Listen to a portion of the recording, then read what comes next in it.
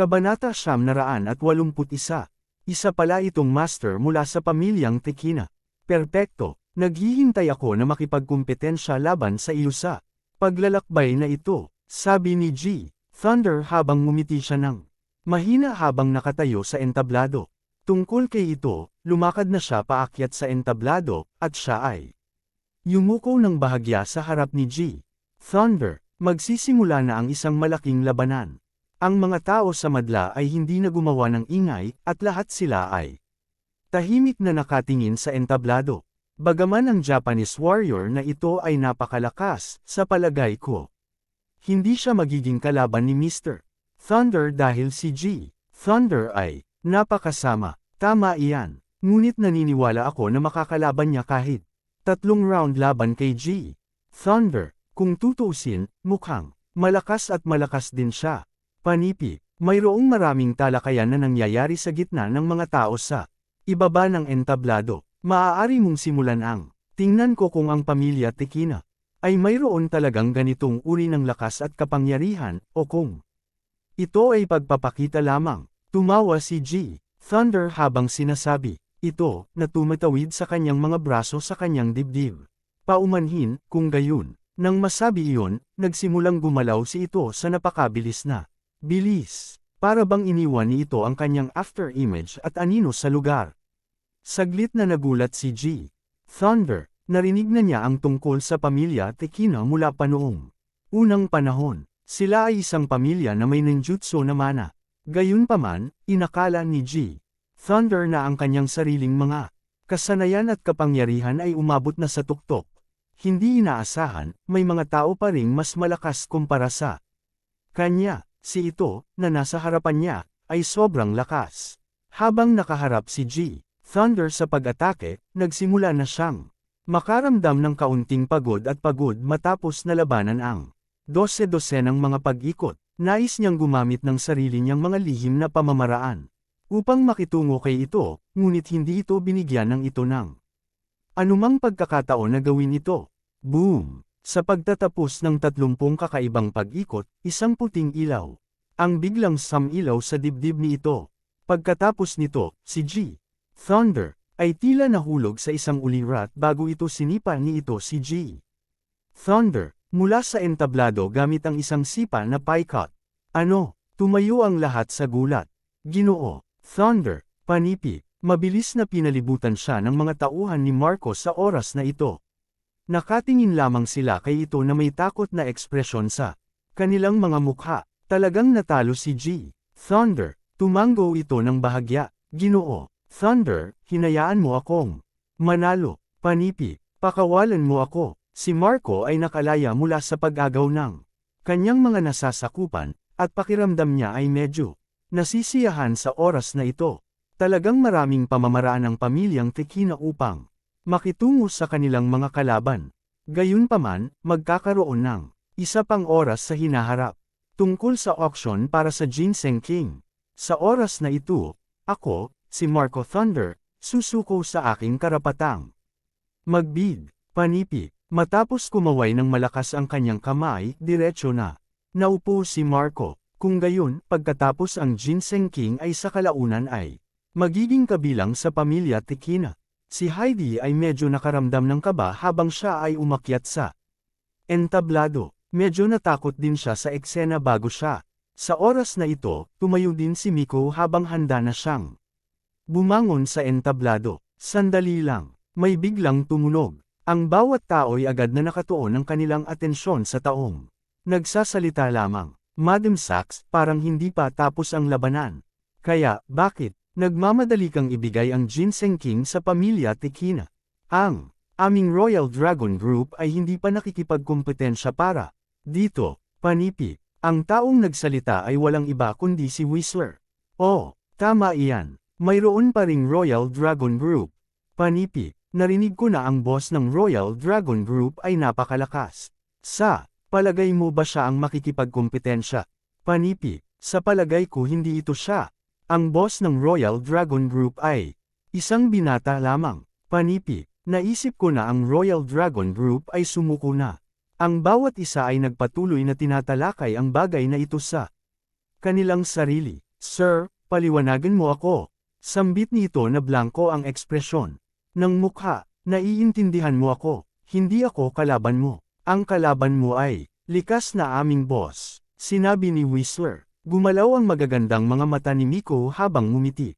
Siya nang bahagya. Ano, narito na si G. Crawford. Panipi. Siyempre nandito na siya. Habang nagsasalita si Whistler, bigla siyang sumulyap sa sulok.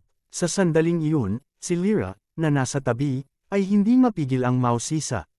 Natanungin si Bea, na masayang-masaya sa oras na ito. Bea, paano mo nakilala ang mga tao mula sa Royal Dragon Group? Sagot ni Bea, sister-in-law, wait and see lang. Huwag mo muna akong tanungin kahit ano. Panipi. Ano, narito na ang kanilang boss na si G. Crawford. Panipi. Sinimulang hanapin siya ng lahat sa ngayon. Kabanata 982. Marjorie, dumating ka sa tamang oras ngayon. Magkakaroon ka ng pagkakataon na makita ang malaking boss sa Heavenly City. Panipi. Inaasahan din ni Quinlan ang sandaling ito. Inayos ni Marjorie ang kanyang buhok ng tanungin, batay sa sinabi mo, parang hindi mo pa siya nakilala dati. Siyempre hindi, kahit na ang aking ama ay minsan ko lamang siya nakita mula sa malayo. Ang pinuno ng Talgo Town lamang ang may direktang kontak sa kanya, sagot ni Quinlan habang nakangiti. Tulad ng para kay Gerald, pinagmamasdan niya ang lahat ng mga pangunahing puwersa mula sa ibaba ng entablado. Halos tapos na siya sa pagmamasid sa bawat puwersa dito. Naranasan na at nakipaglaban si Gerald laban sa maraming mga masters sa nagdaang 6 na buwan o higit pa. Gayunpaman, mula nang may sumubok na magbalak ng isang snake attack laban kay Lyra noong nakaraang gabi, naramdaman na ni Gerald na ang pangkat ng mga tao na ito ay hindi ganoon kadali. Sa makatuwid, hindi nagmamadali si Gerald na tumayo at umusad, nang hindi alam at alamin ang eksaktong mga detalye.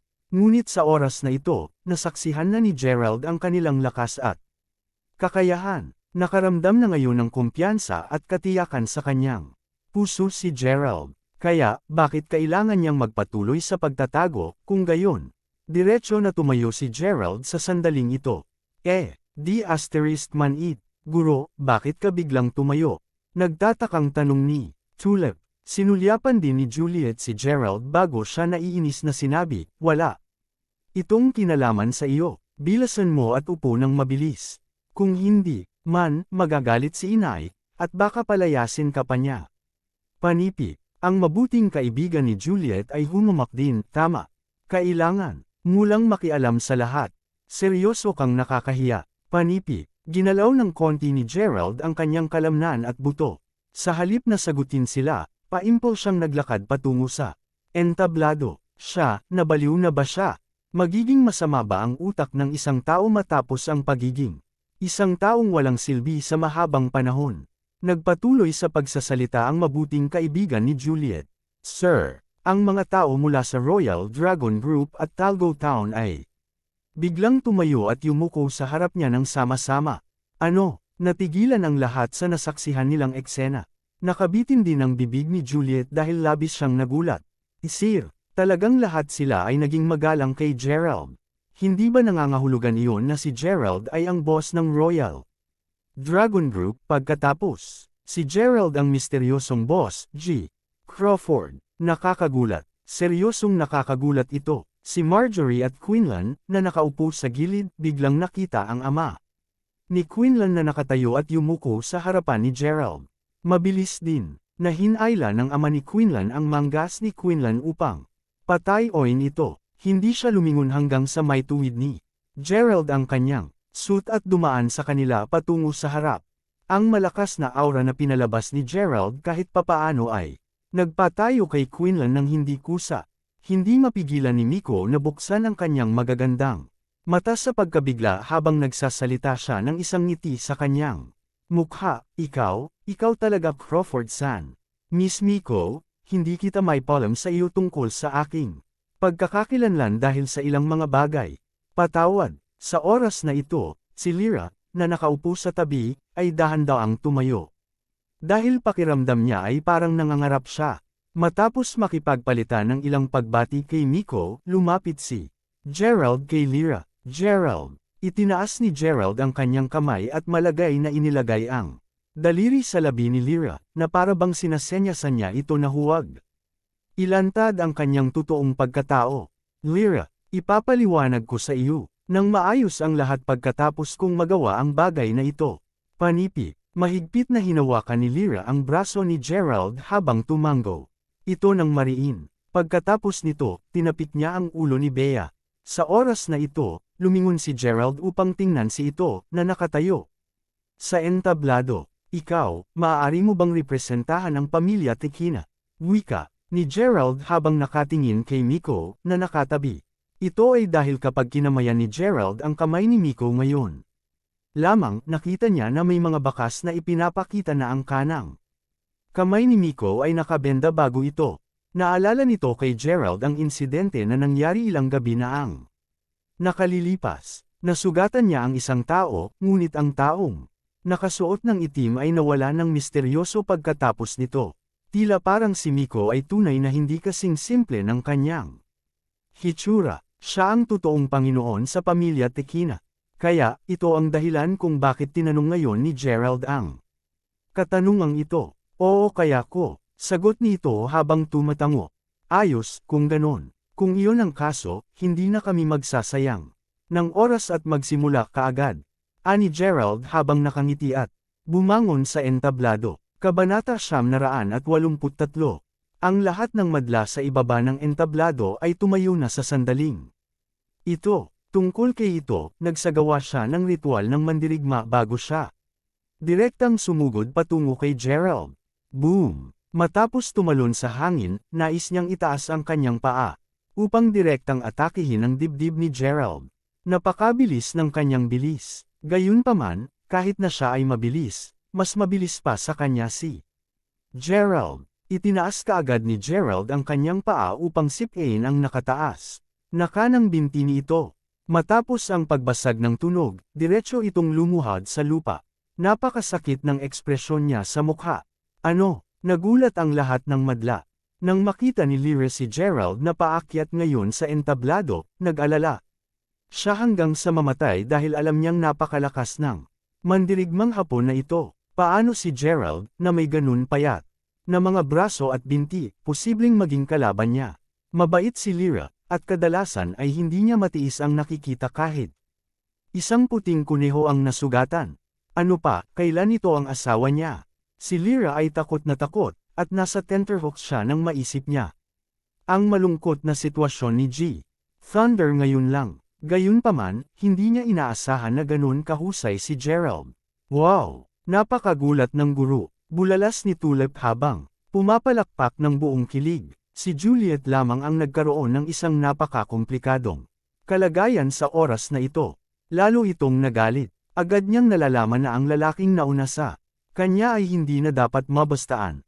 Sa gayon, agad niyang inalag ang pulso, at isang puting ilaw ang samilaw sa kanyang dibdib.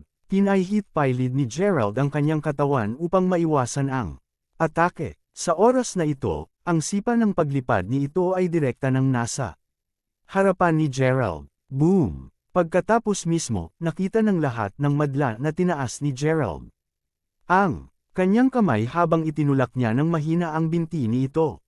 Lumipad sa hangin si ito, at nahulog siya at nag-crash. Sinira ang mga mesa, upuan, at mga bench sa ibaba ng entablado. Ang magagandang mata ni Miko ay napuno ng gulat. Ang taong nasa harapan niya ay napakalakas. Si ito ay walang laban sa kanya. Gayunpaman, ito ay hindi pa pinalo o natalo ng iba pa tulad nito dati, at siya ay ganap na hindi nagkakasundo sa puntong ito. Ayaw na niyang magpatuloy sa pag-iwas. Sa sandaling ito, isang puting ilaw ang muling samilaw, at biglang, may hawak siyang isang Japanese katana sa kanyang kamay. Baka, umungol siya habang diretsyong sumugod kay Gerald. Sa oras na ito, nasa likuran ni Gerald ang kanyang dalawang kamay. At nagkataong may putol na binti ng upuan sa ilalim ng kanyang mga paa, kaya, simpleng tinapik niya ng bahagya ang kanyang mga daliri, bago mag-apply ng kaunting lakas. Whoosh! Ang putol na paa ng upuan ay lumipad sa hangin at diretsyo na dumulas sa pisngi ni ito.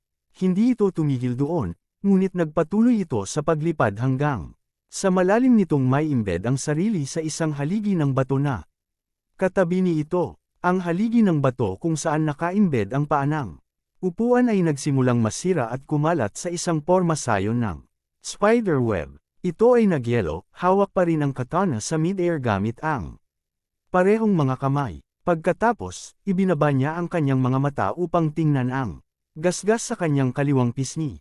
Hindi na siya gumalaw. Ang lahat ng madla ay nakatingin sa eksenang tahimik na nakabuka. Ang kanilang mga bibig, bahagyang kumurot ang mga talukap ng mata ni Miko na para bang may bigla siyang naisip. Kaya, dali-dali siyang sumigaw kay ito, na nasa taas ng entablado, ito. Talo tayo, bilasan mo at umatras, panipi. Sa wakas ay nakabalik ang pakiramdam nito sa oras na ito. Ibinaba niya ang kanyang katana at yumuko ng malalim sa harap ni Gerald. Natalo ako. Nang sumang-ayon, lumakad si ito sa entablado. Si Miko ay may kakaibang tingin sa kanyang mga mata habang kinakausap niya si Gerald. Crawford-san, salamat sa iyong pagiging maawain at malambing sa ngayon. Ang Ginseng King ay mabibilang sa Royal Dragon Group, kung gayon. Panipi, hinahayaan mo akong manalo, sambit ni Gerald habang nakangiti. Sa entablado, napalunok ni Heidi ang kanyang laway nang kausapin niya si Gerald. Pagkatapos maglakad sa entablado, Gerald, ikaw talaga ang Boss G. Crawford mula sa Royal Dragon Group. Alam ko na hindi. Kamukhang isang ordinaryong tao. Karapat-dapat kang maging manugang ng pamilyang Yaol. Panipi, hindi man lang nag-abala si Gerald na tumingin kay Heidi habang sinabi niya, Madam Sachs, ililipat namin ang pera sa bank account ng pamilya Yaol nang walang mas mababa isang sentimo. Dadalhin ng Royal Dragon Group ang Ginseng King na ito. Pagkatapos, panipi, simpleng kinuha niya sa kanyang kamay ang Ginseng King bago siya lumakad sa entablado. Sa oras na ito, ang lahat ay tumitingin sa Royal Dragon Group na may iba't ibang pananaw at pangunawa muli. Napuno ng pagkakasala si ito nang sabihin niya, Ate, wala akong silbi. Hindi ko nakatiis kahit anong atake niya. Panipi, ito, ang pagkakaiba sa pagitan mo at siya ay hindi nakasalalay sa iyong mga diskarte o paggalaw. Gayunpaman, ito ay dahil lamang sa hindi na siya isang ordinaryong mandirigma. Panipi, Kabanata 984. Mahinang pagsasalita ni Miko. Nagulat si ito. Hindi isang ordinaryong mandirigma. Tinitigan ni Miko si Gerald at ang iba pa na naglalakad sa bundok na may inggit sa mga mata. Sa gayon, hindi mo ba naaalala, sinabi sa amin ni Lolo na kapag ang lakas ng isang tao at ang kanyang mga meridian ay umabot na sa isang antas, hindi na siya magiging isang ordinaryong mandirigma dahil magsisimulang palabesan ang lakas ng panloob na katawan. Hindi ibig sabihin nun champion na siya. No, sa kasong iyon, hindi. Talaga nakakagulat. Paano ako maaaring maging kalaban ng isang kampyon na nagsasagawa ng lakas sa loob? Gayunpaman, mukhang hindi tama, sister. Naaalala ko ang sinabi ni Lolo na ang ilang mga may talino na master ay hindi makakagawa ng panloob na lakas kahit na pagkatapos ng pagsasanay at pagsasanay para sa kanilang buong buhay. Gayunpaman, parang halos kasing edad niya. Kami, kaya paano niya marahil malaman kung paano ay channel ang kanyang panloob na lakas? Panipi, sinabi ni Miko, iyon din ang nararamdaman kong tuliro. Napakabata niya, ngunit mayroon talaga siyang isang pangangatawan na hindi magkakaroon ng isang ordinaryong tao. Bukod dito, nakagawa pa rin siya ng napakalakas na lakas sa loob.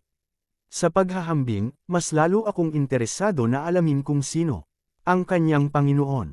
Anong uri ng mga kasanayan at kapangyarihan ang maaaring taglayin ng kanyang Panginoon? Panipi, bulalas nito, dapat kaming umuwi at tanungin si Lolo tungkol dito. Hindi ko talaga aasahan ang isang master na nakatago sa isang lugar tulad ng Heavenly City. Panipi, matapos ang pagsubasta, tuluyan ng hindi pinansin ni Gerald ang pamilyang Yaol. Sa halip, direkta siyang bumalik sa kanyang manor.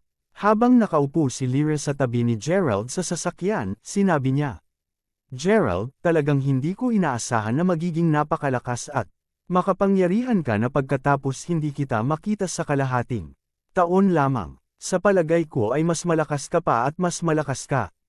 Kumpara sa mga tao mula sa pamilyang Moldel. Panipi, napalad ako at pinalad na nakilala ko ang isang mabuting guro. Nga pala, Gerald, bakit hindi ka umuwi sa amin sa oras na ito? Alam mo bang palaging nag-aalala si Itay sa iyo araw-araw? Wika ni Lyra, habang hawak ang kamay ni Gerald. Ngumiti si Gerald habang tumutugon, Lyra, I cannot go back now. Bukod dito, pareho kayong hindi maaaring sabihin sa iba pa na. Nakita mo ako, nasabi ko na sa iyo ang tungkol sa mga kalamangan at kahinaan. Talagang hindi ko nais na ang aking pagtitiyaga at pagsisikap sa nakaraang 6 na buwan ay masayang. Panipi, nag-alala na naman si Lyra. Ayos, kung ganon. Wala akong sasabihin kahit kanino, okay. Gerald, ano na naman ang pinaplano mong gawin? Magpatuloy ka bang manatili sa lungsod ng langit? Narinig ko ang sinabi ni Itay na ang mga tao mula sa pamilyang Moldel ay nasa Salford Province na. Masyado silang malapit sa iyo. Ngayon, Panipi, matapos ang pagmamaneho pabalik sa Manor, sinabi ni Whistler na walang magawa habang tinignan niya ang 4 na lalaking nakasuot ng itim na nakatayo sa labas ng pintuan, Sir. Ang 4 na lalaking, iyon ulit, Panipi. Tinanong ni Whistler na naramdaman niya na talagang kakaiba ito. Sir, paano mo nakilala ang 4 na kakatwang lalaking ito? Kumikilos sila tulad ng isang pipi na tao, at tumatango at umiling lang araw-araw. Bukod dito, bakit ganito ang bihis nila sa sikat ng araw? Panipi, inuwi ni Gerald ang 4 na lalaking ito sa bahay at naayos sila sa kanyang manor ilang araw na ang nakakalipas. Kaya, ang Whistler ay natural na nakitungo sa kanila dati. Sa totoo lang, mahigpit na nagsasalita, hindi ko alam kung sino din sila. Sagot ni Gerald habang ngumiti siya ng mapait. Kung gayon bakit mo sila iniiwan sa manor, sir? Walang ibang paraan. May isang taong nais na makita ako. Dahil, tapos na ang bagay na ito, hinihintay nila akong igalang ang aking mga salita at makipagkita sa kanilang Panginoon. Panipi. Nakaramdam ng pag-aalala, sinabi ni Whistler pagkatapos, kung ganoon ang kaso, hindi ba ito magiging mapanganib, sir? Nais mo bang dalhin ang ilan sa aming mga kalalakihan? Panipi, sagot ni Gerald habang humihinga siya ng malalim, no need. Kung talagang nais nilang magdulot sa akin ng anumang pinsala, maaari nila akong pag-atake tuwing nais nila. Whistler, dapat mong ipagpatuloy ang pananatili dito sa Heavenly City kasama sina Drake at Tyson. Alagaan mong mabuti ang aming kumpanya. Magbibiyahe lang muna ako sa kanila. Panipi, Gerald, saan kanila dadalhin? Tanong ulit ni Lyra. Umiling si Gerald. Hindi niya alam kung saan siya pupunta o kung sino ang kanyang pagpupulong. Papasok pa sana si Gerald sa manor kasama si Lyra, biglang inabot ng 4 na lalaki ang kanilang mga kamay upang pigilan si Gerald. Nakuha mo na ang Ginseng King. Sa makatuwid, oras na upang umalis ngayon. Malamig na sabi nilang 4 kay Gerald. Nakangiti ng ngiti si Gerald habang nakatingin sa kanila at sinabing, saan tayo pupunta? Bukod dito, papayag ka man lang na magpalitan muna ako ng damit, di ba? Panipi, malamig na nagsalita ulit ang 4 na lalaki, hindi na kailangan. Aalis na tayo ngayon. Panipi. Pagkatapos nito, hinawakan nila ang braso ni Gerald. Mapangahas. Agad na nagalit si Whistler, at iniunat niya ang kanyang kamay upang tamaan ang isa sa mga lalaki. Boom! Tungkol sa lalaking iyon, simpleng itinaas niya ang kanyang kamay. Nang marahan, at direktang lumipad si Whistler. Whistler, huwag gumawa ng kahit ano. Dali-dali siyang pinigilan ni Gerald. Mga sir, paano po tayo aalis? Hindi naman siguro tayo naglalakad, di ba? Panipi, walang sinabi ang 4 na lalaki. Ang pinuno ng mga kalalakihan ay simpleng naglabas ng isang aparato bago pinindot ang pulang pindutan dito. Bis, bis, bis. Hindi nagtagal pagkatapos nito, isang malaking itim na helikopter ang dumating mula sa isang malayong distansya. Kabanata 985. Walang ibang pagpipilian si Gerald kundi ang dalhin ang hari ng Ginseng habang sumakay siya sa helikopter. Matapos umakyat sa helikopter, si Gerald ay nakapikit sa kanila. Sino sa lupa ito? Sino ang gugustang makilala siya? Lalo siyang nagulat at naguguluhan sa oras na ito. Ang mga lalaking ito ay walang alinlangan na masters higit sa lahat. Ng masters, kahit si Gerald mismo ay hindi makakaapekto sa kanila. Kahit isang hampas, ito ang nag-alinlangan kay Gerald kung kahit na sila ay kahit ordinaryong tao. Mula pa noong pagkabata, bukod kay Finlay, si Gerald ay hindi pa nakakilala ng iba pang mga Panginoon. Gayunpaman, kung si Finlay ang nais na makita siya, hindi niya kailangang gawin ang lahat ng ito at pumunta sa ganitong lawak. Hindi alam ni Gerald kung gaano katagal silang lumipad. Pagkatapos nito, pinagsama ng 4 na lalaki si Gerald mula sa helicopter. Amoy ni Gerald ang mahinang amoy ng dagat, at naririnig niya ang simoy ng dagat na umihip at umuungol. Hindi masyadong kalayuan, may kasunod ding tunog ng mga magulong alon. Tinanggal ang kanyang pirang sa mata. Sa unang tingin, ito ay talagang isang isla. Saan ito? Tanong ni Gerald sa 4 na lalaki. Sa pagkakataong ito, ang 4 na kalalakihan ay hindi nagpatuloy sa pagpapanggap na pipi habang sinasagot ang The Soul Palace on Colonel Island. Soul Palace. Colonel Island. Lihim na nagulat si Gerald. Sinusundan ni Gerald si Finlay habang naglalakbay siya sa hilaga at timog ng higit sa kalahating taon, at nakakuha siya ng maraming pananaw at karanasan. Ngunit nasaan ang Colonel Island na ito? Ano ang Soul Palace? Hindi talaga maintindihan ni Gerald. Gayunpaman, ang maaari niyang matiyak ay ang mga lalaking ito ay lahat mula sa iisang samahan, isang napakahusay na samahan. Mangyaring, dinala ng 4 na lalaki si Gerald sa isla. Napakalaki ng isla, at maraming mga malaitim na palasyo na gusali sa isla. Dinala nila si Gerald sa isang lugar sa isa pang looban bago nila husay doon si Gerald. Sino ang gustong makita ako? Maaari ko ba siyang makilala?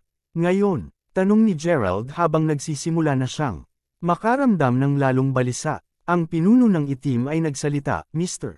Crawford, mangyaring bigyan kami ng Ginseng King. Panipi, ang pangkat ng mga kalalakihan na ito ay malinaw naman na hindi sinusubukang agawin ang Ginseng King mula sa kanya.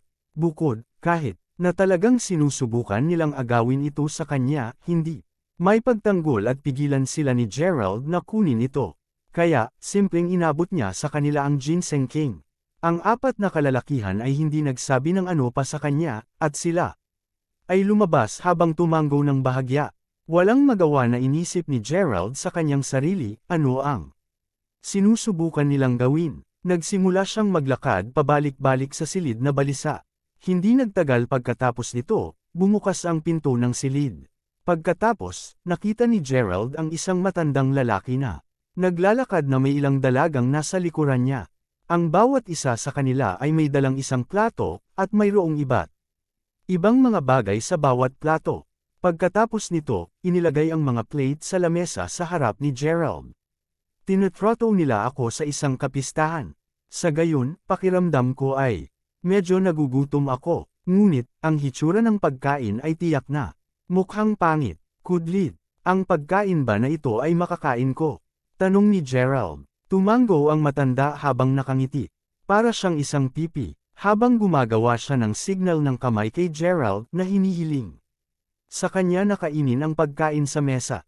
Ayos, kung ganon. Susubukan ko ang pagkain. Panipi, kinuha ni Gerald ang mga chopstick, at kinuha niya ang isang bagay na mukhang napakadilim at itim. Dahil sinabi na ng matanda na ito ay pagkain, gaano man kapangit ang hitsura nito, dapat pa niya itong kainin, kung gayon. Dahil ba talagang paatros ang lugar na ito? Iyon ba ang dahilan kung bakit napakasindak ng kanilang pagkain? Sa kasong iyon, susubukan niya ito. Sa oras na ito, inilagay ni Gerald ang pagkain sa kanyang bibig. Matapos makagat ang pagkain, napagtanto ni Gerald na ito ay isang balot, ngunit ang pagpuno sa loob ay malambot, at isang bagay na mukhang sopas o gravy ay nagsimulang damaloy sa isang iglap. Napakabait nito. Namula ang mukha ni Gerald habang sumisigaw. Sa pagdurusa, tungkol naman sa matanda, paimpol niyang sinenyasan si Gerald. Nalunukan ang lahat. Ano ito? Bakit ito mapait? Panipi, Nakaramdam ng ganap na naiinis si Gerald. Gumawa ng kilos ang matanda, at naintindihan ito ni Gerald sa isang iglap. Ano, humihiling ka sa akin na kumain ng gallbladder ng ahas. Bukod dito, hindi man luto. Ito ay ganap na raw. Nagtatakang, bulalas ni Gerald. Ang matanda ay nagpatuloy sa paggawa ng isa pang kilos. Ito ang gallbladder ng isang anaconda na nakaligtas sa higit sa 300 taon. Napakahalaga nito. Panipi, AY986AY. Humajijek si Frank at tumango ang ulo, nagpapahiwatig na kainin ni Gerald ang susunod na plato. Ano ito? Ano? Mga mata ng agila. O hindi, naduwal si Gerald nang makita ang plato ng maliliit na pulang bagay. Hahayaan lang ni Frank na umalis si Gerald kung natapos niya ang lahat sa mesa. Anong klaseng lugar ito? Maraming beses nang nag-retake ulit si Gerald habang tinatanong niya ang sarili sa katanungang iyon. Ang hindi niya maisip na lumalala ang mga bagay.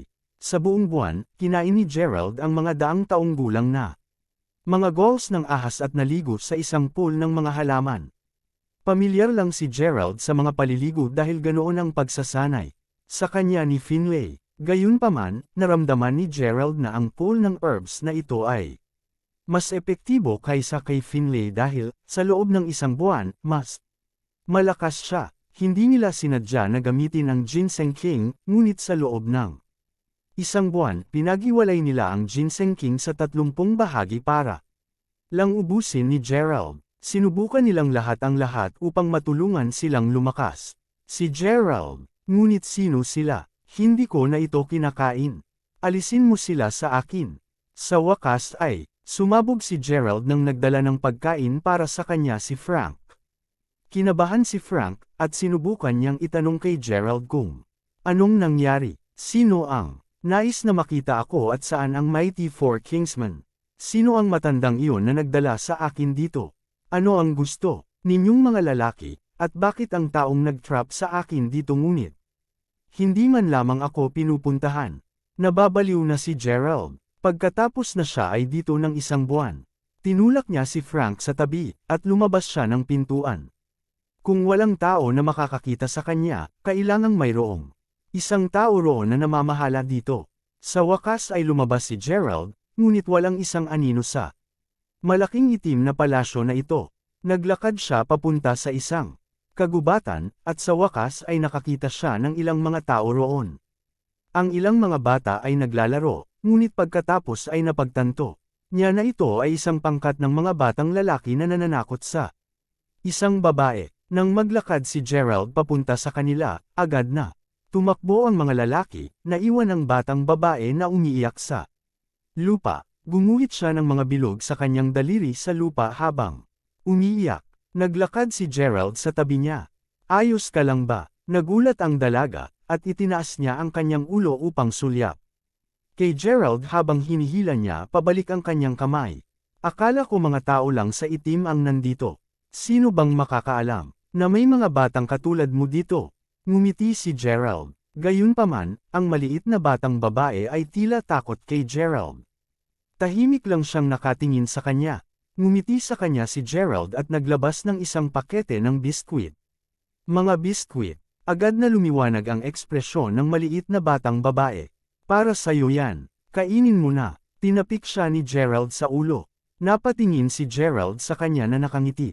Ano ang iginuhit mo? Ang batang babae ay hindi na natakot kay Gerald. Ang mga bata ay madaling nasiyahan. Tinuro niya ang kaliwa at sinabing, yan ang mommy ko, at katabi niya ang aking tatay. Ang nasa likuran ay ang aking lola. Panipi, nasa isla mo rin ba sila? Tanong ni Gerald. Ang batang babae ay pinalamanan ng kanyang bibig ng mga biskwit at umiling. Hindi nila ako kasama. Inilibing sila sa ilalim ng lupa ng mga masters dito. Matagal na daw silang matutulog. Naghihintay ako sa kanilang pagdating at kunin ako. Ang sabi ng maliit na batang babae. Naramdaman ni Gerald na may ulos sa kanyang puso nang marinig ang sinabi nito. Kumusta naman ang ibang mga bata? Pareho rin sila sa akin. Ang mga miyembro ng kanilang pamilya ay natutulog, at ngayon, nakatira kami sa islang ito. Sinabi ng maliit na batang babae nang matapos ang unang pakete ng mga biskwit. Pinagsama niya ang lahat ng kanyang lakas upang magbukas ng isa pang pakete ng biskwit, ngunit siya ay masyadong bata pa, at hindi niya ito mabuksan. Grabe ang pakiramdam ni Gerald na pinapanood siya. Halika, hayaan mo akong tulungan ka. Kabanata 987. Ano ang ginagawa ninyo sa islang ito? Pinilit ka ba nilang manatili? Nais ni Gerald na malaman ang higit pa. Nagsimula pa ring maghinala si Gerald na pinatay ng mga tao mula sa Soul Palace ang mga magulang ng mga bata at inagaw sila. Young Master Gerald, sobra mo nang naisip. Iniligtas namin ang mga batang ito at pinalaki sila. Isang nakatatandang nakatayo sa likuran ni Gerald. Nakasuot siya ng itim na balabal, ngunit hindi natakpan ang mukha. Naglakad siya at tinapik ng marahan ang ulo ng batang babae. Little girl, subukang huwag magmeryenda sa ganitong uri ng pagkain sa hinaharap. Naririnig mo ako? Opo, Lolo Wilson. Gusto mo rin ba ng ilang mga biskwit? Tanong ng batang babae. Hindi, salamat. Maaari kang magkaroon ng mga ito. Alalahanin, tapusin ang iyong takdang aralin pagkatapos nito. Kung binubuli ka ulit ni Hyusuke at ng mga lalaki, dapat kang pumunta at sabihin sa akin, panipi, salamat, Lolo Wilson at Big Brother. Aalis na ako. Kinuha ng dalaga ang mga biskwit at tumakbo pagkatapos niyang magpasalamat. Sino ka? Sumulyap si Gerald sa matanda at nagtanong. Isang buwan pa lang, Gerald. Hindi mo na ako nakikilala. Ngumiti ang matanda. Naaalala ko ngayon. Ikaw ang nagtanong sa mga sundalo na sundan. Ako, panipi. Ako si Wilson Fried. Ang bawat tao sa isla na ito ay tinatawag akong Master Wilson. Ngumiti si Wilson habang umiling. Hinahanap kita. Sinabi mong dadalhin mo ako upang makita ang isang tao. Napakatagal ko ng pagpunta dito, hindi mo ba ako pinapayagang makita ang taong iyon? Galit si Gerald. Naniniwala akong kumakain ka ng mga pagkaing iyon sa isang buwan ngayon. Maaari kong sabihin mula sa iyong lakas na ang mga impurity sa iyong katawan ay ganap na detoxed sa tulong ng Ginseng King. Ngayon, narito ako upang dalhin ka upang makita siya. Ngumiti si Wilson. Pagkatapos mo, Gerald. Nakasimangot si Gerald, ngunit wala siyang sinabi. Sinundan lang siya nito mula sa likuran. Mayroong mga gusali sa isang bahagi ng isla, at sa malapit na sila sa mga gusali, maraming mga pambihirang lalaki na nakaitim ang nagbabantay dito. Si Gerald ay dinala sa pinakamalaking palasyo na tila isang napaka-royally sinaunang palasyo. May isang entablado bago si Gerald, at isang matandang lalaki ang nakatayo sa harapan niya na nakatalikod kay Gerald. Nakatingin siya sa isang napakalaking piraso ng mapa. Grandmaster, narito na si Gerald. Mahigpit na yumuko si Wilson. Maaari ka nang umalis. Hinaway ng matandang lalaki ang kanyang kamay na nakaharap pa rin sa likuran, at umalis si Wilson. Naniniwala akong hindi tayo magkakilala. Nagtanong si Gerald. Oo, hindi mo ako kilala, ngunit kilala kita. Ang nag-iisang tagapagmana ng Crawfords, si Young Master Gerald Crawford. Oo, halos nakalimutan ko. Ikaw din ang manugang na lalaki ng mga yawl, at hinabol ka nila pagkatapos na akala nila ay isang duwag. Panipi, namula si Gerald. Tunay na siya ay isang duwag lahat dahil nais niyang hanapin ang Ginseng King at sa gayon, siya ay naging manugang na tao ng ibang tao. Personal na bagay ko iyan. Wala sa iyong pag-aalala. Gusto ko ring magpasalamat sa lahat ng mahalagang Reg Along nagpalakas sa akin. Sinubukan ni Gerald na baguhin ang paksa. Ang iyong personal na bagay. Sa palagay ko hindi mo naiintindihan ang kahihiyang dinala mo sa iyong pamilya. Hinampas ng matanda. Ang upo ang marmol habang siya ay lumingon. Nag-eye contact sila, at sa wakas ay malinaw na nakikita ng Gerald ang nakatatandang ito. Siya ay may isang buong ulo ng malaswang buhok at isang batang mukha. Ang kanyang mga mata ay maliwanag at malinaw, at siya ay tila napakamatikas at kagalang-galang. Kabanata 988. Sa ilang kadahilanan, kakaiba ang naramdaman ni Gerald sa pagtingin niya sa matandang iyon, at sa ilalim ng panggigipit na iyon, nakaramdam pa siya ng pagkahiya at pagbaba ng tingin. Hahaha, malakas na tumawa ang matanda. Mukhang Naiintindihan talaga ng apo ko ang mali niyang ginawa. Apo, natigilan si Gerald. Ikaw ay, hindi mo pa ako binati mula nang pumasok ka rito. Ako ang iyong lolo, Daryl, batang uto ka. Tumawa siya habang nakaupo sa isang marmol na upuan. Ikaw ang lolo ko. Ako, akala ko ba nawala ka? Panipi, si Gerald ay hindi pa nakarinig ng anuman tungkol sa kanyang lolo't lola mula pa noong bata pa, at sinabi lamang sa kanya ng kanyang ama na ang kanyang lolo ay nawala sa loob ng isang dekada. Hinanap nila siya, ngunit wala siyang balita, at palaging iniisip ni Gerald na ang kanyang lolo ay pumanaw na. Hindi niya kailanman inaasahan na buhay ang kanyang lolo, at siya talaga ang may-ari ng Soul Palace ng Colonel Island. Nagulat ka yata. Masayang tiningnan siya ni Daryl.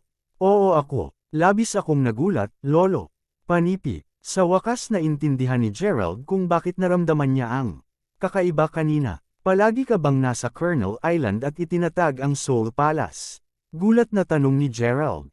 Oo, iniwan ko ang Crawfords, at iniwan ko ang lahat sa batang si Dylan noon, 35 taon na. Panipi. Halika, Gerald. Umupo ka sa tabi ko at hayaan mong magkwento. Ako sa iyo. Ngumiti si Daryl. Umupo si Gerald sa upuang marmol. Ilan sa mga bagay ang alam mo tungkol sa iyong lolo?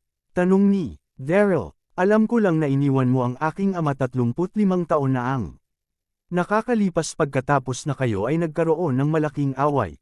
Sinuko mo ang posisyon bilang Grandmaster ng pamilya at hindi na bumalik.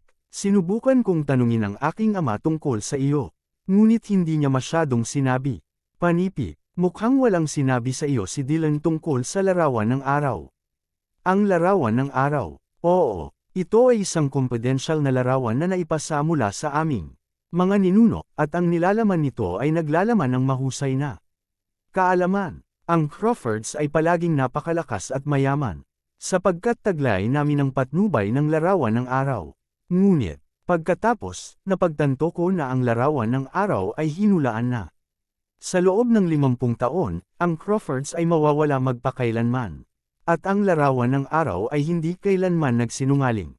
Sabi ni Daryl, narinig ko ang tungkol doon mula sa aking ama, at sinabi niya na sa loob ng ilang mga taon, ang Crawfords ay maaaring magtapos sa pagkalugi o pagkamatay. Naalala ni Gerald ang sinabi sa kanya ng kanyang ama. Oo, iyon din ang sinabi ko sa kanya.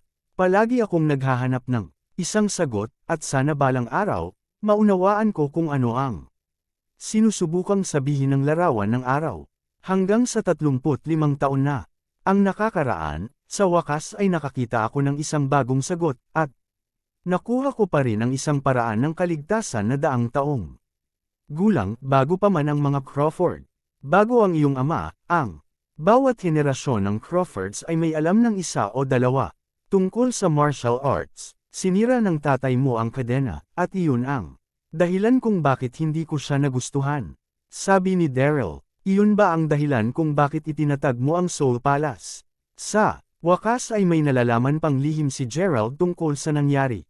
Oo, ginagawa ko ang aking pagsasaliksik, at nakita ko ang nakahiwalay na lokasyon na ito upang mabuo ang aking reputasyon. Nagtipon pa ako ng ilang mga kapangyarihan upang protektahan ang aking pamilya mula sa pagiging banished.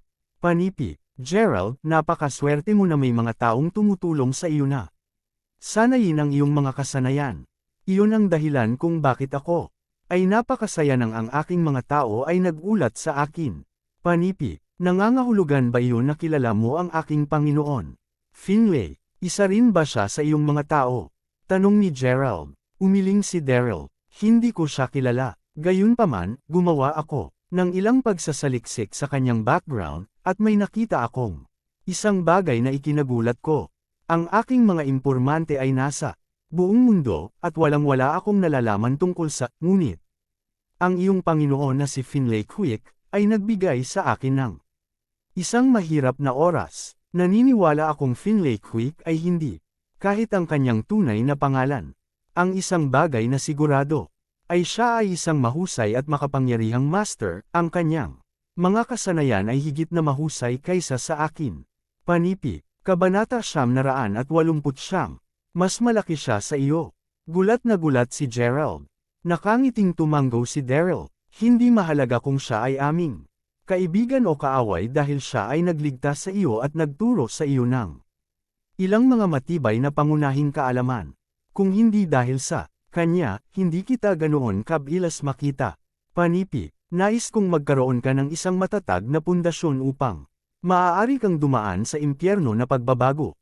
Karaniwang tatagal ng 3 taon upang may taguyod ang ganitong uri ng pundasyon. Gayunpaman, ang iyong katawan ay medyo solid, at sa tulong ng Ginseng King, ang iyong katawan ay mayroong lahat ng kailangan para makaligtas ka sa impyerno na pagbabago. Sabi ni Daryl, ang impyerno pagbabago. Naguluhan ulit si Gerald. Oo, ito ay isang bagay na nakuha ko sa larawan ng araw, at dahil dito, nakakuha ako ng mga kasanayang wala sa mga normal na tao. At naging isa sa mga alamat. Sa totoo lang, ang iyong mga kinakailangan ay mas mahusay kaysa sa akin. Panipi, alamat, narinig ko ang tungkol doon mula kay Finlay. Nabanggit niya na kapag ang mga mandirigma ay sinanay sa isang tiyak na antas, magkakaroon sila ng panloob na lakas at maging kampyon. Matapos maging kampyon, manindigan sila ng isang pagkakataon upang maging mga alamat, ngunit ang pinakamahusay lamang sa pinakamahusay na maaaring maging kampyon, at ang mga alamat ay lampas sa larangan ng mga misteryo. Lolo, isa ka na sa mga alamat. Ang interes ni Gerald ay nabuo. Si Gerald ay nakatanggap ng maraming mga lihim ng pagpapakain mula kay Finlay, at ngayong natapos na niya ang Ginseng King, siya ay tunay na naging isang kampyon.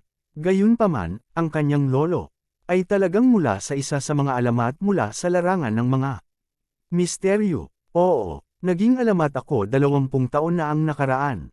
Sinanay ko rin ang isang maliit na bilang ng mga mandirigma dito upang maging isang mid-level o mataas na antas na kampyon sa pamamagitan ng mabago na pagbabago. Ang iyong mga kasanayan ay maaari lamang sa antas ng nagsisimula. Tumawa si Daryl. Hindi nakakagulat na ang iyong mga tao ay napakalakas at mahiwaga. Lahat sila ay kampyon. Panipi.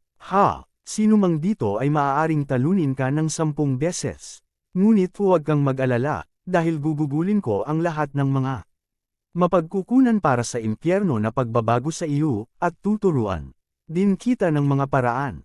Gerald, simula ngayon, ikaw ang magiging kinabukasan ng mga Crawfords. Panipi, kaya't ito ang tungkol sa plano mo. Naintindihan na rin ni Gerald. Ngunit, tila nag-alala si Daryl. Ano ito? Ito lang, pagkatapos ng pagbabago ng mala-impyerno, ang iyong mga kapangyarihan ay mapapabuti ng labis, at matatanggap mo ang pagpapala ng mga dragon. Wala ka ng katawan ng isang normal na tao, at magkakaroon ng mga epekto na iyong pagkatao. Ibang-iba ka sa kung sino ka ngayon.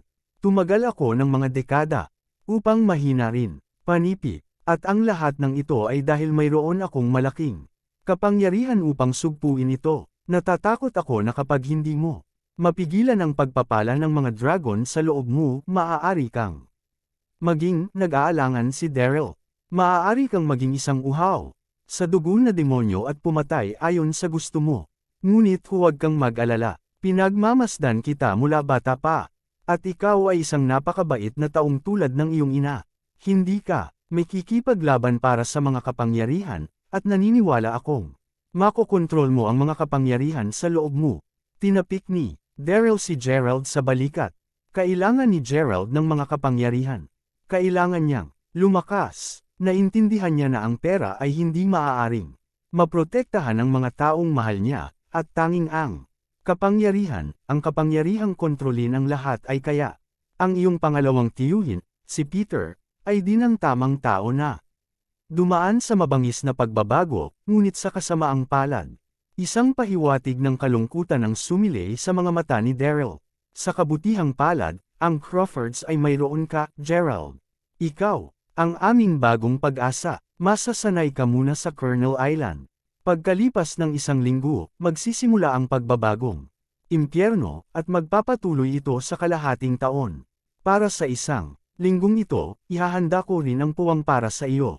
Gerald, alam Kung dadaan ka sa maraming sakit sa lalong madaling panahon. Ngunit, hindi ito isang bagay na maaari mong takasan. Bilang susunod na henerasyon ng Crawfords, ito ang iyong tungkulin. Natatakot ka ba? Hindi. Ang kanilang pag-uusap ay tumagal hanggang hating gabi. Pagkalipas ng 7 araw, ang Grandmaster ng Soul Palace na si Daryl ay nagdala ng kanyang apo na si Gerald at pumasok sa misteryosong espasyo. Inutusan ng Grandmaster ang lahat na sa loob ng kalahating taon na ito, walang dapat guluhin sila. Makalipas ang kalahating taon, Triangle District ng langit na lungsod.